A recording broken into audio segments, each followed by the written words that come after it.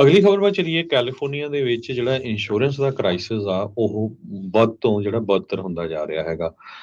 California ਚੋਂ ਧੜਾ ਧੜ ਜਿਹੜੀਆਂ ਇੰਸ਼ੋਰੈਂਸ ਕੰਪਨੀਆਂ ਆ, ਉਹ ਭੱਜ ਰਹੀਆਂ ਹੈਗੀਆਂ। ਅੱਜ ਦੀ ਡੇਟ ਦੇ ਵਿੱਚ 80 to 90% ਇੰਸ਼ੋਰੈਂਸ ਕੰਪਨੀਆਂ ਕੈਲੀਫੋਰਨੀਆ 'ਚ, ਖਾਸ ਕਰਕੇ ਜਿਹੜੀ ਪ੍ਰੋਪਰਟੀ ਦੀ ਇੰਸ਼ੋਰੈਂਸ ਆ, ਹੋਮ ਓਨਰ ਇੰਸ਼ੋਰੈਂਸ ਨਹੀਂ ਲਿਖ ਰਹੀਆਂ। ਈਵਨ ਆਟੋ ਇੰਸ਼ੋਰੈਂਸ ਨੂੰ ਵੀ ਲੈ ਕੇ ਬਹੁਤ ਸਾਰੀਆਂ ਕੰਪਨੀਆਂ ਨਵਾਂ ਬਿਜ਼ਨਸ ਨਹੀਂ ਲਿਖ ਰਹੀਆਂ। ਜੋ ਲਿਖ ਵੀ ਰਹੀਆਂ ਆ, ਉਹਨਾਂ ਦਾ ਵੇਟਿੰਗ ਪੀਰੀਅਡ ਹੈਗਾ।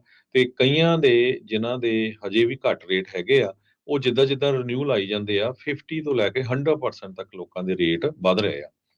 ਅੱਜ ਇਹ ਖਬਰ ਆ ਰਹੀ ਹੈ ਵੀ ਕੈਲੀਫੋਰਨੀਆ ਚੋਂ ਦੋ ਹੋਰ ਇੰਸ਼ੋਰੈਂਸ ਕੰਪਨੀਆਂ ਜੋ ਘਰਾਂ ਦੀਆਂ ਇੰਸ਼ੋਰੈਂਸ ਕਰਦੀਆਂ ਸੀਆਂ, ਉਹ ਛੱਡ ਰਹੀਆਂ ਆ, ਬਾਹਰ ਜਾ ਰਹੀਆਂ, ਤੇ ਨਾਲ ਦੀ ਨਾਲ ਜਿਹੜੀਆਂ ਜਿੰਨੀਆਂ ਵੀ ਪਾਲਿਸੀਆਂ ਆ, ਉਹ ਨਾਨ ਰਿਨਿਊ ਕਰ ਰਹੀਆਂ ਹੈਗੀਆਂ।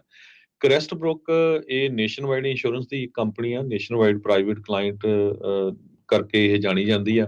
ਇਹਨਾਂ ਦੇ ਕੋਲ 21,000 ਤੋਂ ਵੱਧ ਜਿਹੜੇ ਪਾਲਿਸੀ ਹੋਲਡਰ ਸੀ ਕੈਲੀਫੋਰਨੀਆ 'ਚ, ਉਹ ਨਾਨ ਰਿਨਿਊ ਕਰਨ ਜਾ ਰਹੇ ਆ।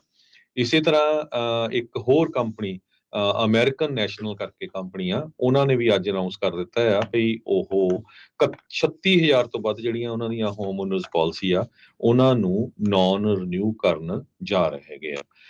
ਸੋ ਜਿੰਨੇ ਵੀ ਸਾਡੇ ਸਰੋਤੇ ਸੁਣਦੇ ਆ, ਖਾਸ ਕਰਕੇ ਤੁਹਾਡੀ ਜਿਹੜੀ ਘਰਾਂ ਦੀ ਜਾਂ ਆਟੋ ਦੀ ਇੰਸ਼ੋਰੈਂਸ ਆ, ਮੇਕ ਸ਼ੋਰ ਕਰੋ ਵੀ ਸਹੀ ਚੱਲ ਰਹੀ ਆ। ਤੇ ਜਦੋਂ ਵੀ ਕੋਈ ਬਿੱਲ ਆਉਂਦਾ ਨਾ, 30 ਦਿਨ ਪਹਿਲਾਂ ਦੇ ਦਿਓ ਘੱਟੋ ਘੱਟ। ਇੱਕ ਦਿਨ ਵੀ ਲੇਟ ਹੋ ਗਿਆ, ਕੰਪਨੀਆਂ ਬਸ ਬਹਾਨਾ ਹੀ ਭਾਲ ਰਹੀਆਂ ਵੀ ਤੁਹਾਡੀ ਪਾਲਿਸੀ ਕੈਂਸਲ ਹੋ ਜਾਏ, ਤੇ ਮੁੜ ਕੇ ਜਿਹੜੀ ਆ ਉਹ ਤੁਹਾਨੂੰ ਪਾਲਿਸੀ ਮਿਲਦੀ ਨਹੀਂ ਹੈ।